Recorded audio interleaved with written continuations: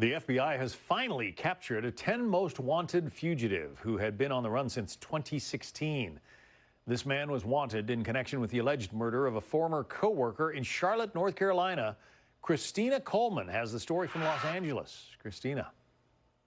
John, a man who was on the FBI's 10 most wanted fugitives list for years was arrested on Friday in Mexico. Authorities identified the suspect as Alejandro Castillo, a 27-year-old who was born in Arizona with family ties to Phoenix. He was wanted in connection to the 2016 murder of his former co-worker, 23-year-old Sandy Lee Lay, in Charlotte, North Carolina. Authorities say Castillo was 17 years old when he allegedly killed Lay.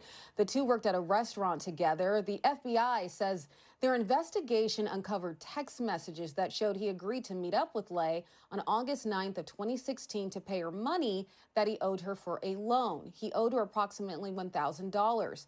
Authorities say instead of paying Lay, Castillo killed her, as FBI officials explained on a podcast detailing this case.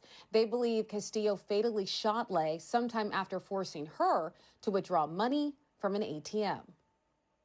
Afterwards, investigators believe Castillo drove Lay to a wooded area outside of Charlotte, where he allegedly shot her in the head and dumped her body in a ravine.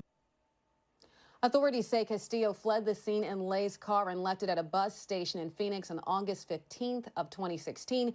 He was seen on surveillance video crossing the border in Nogales, Arizona into Mexico the next day. Also, two other people were arrested the following year for accessory charges related to murder in connection to this case.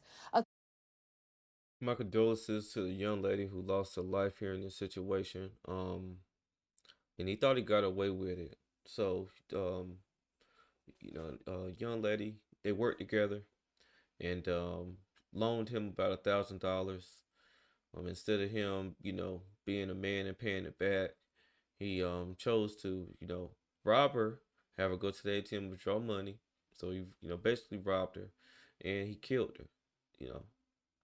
Couldn't have been that much money, but it's $1,000 isn't enough to do this type of thing, man. And you gotta be careful who you try to loan money to. And I'm not sure if they had any type of relationship or what the circumstances of the relationship was, but it was very senseless. Definitely wasn't worth it, and he thought he got away with it. This happened in 2016, and 10 years later, they're just now nabbing him. He was on the fugitive list, and they just didn't give up until they got the guy. So, this goes to show no matter, where you go,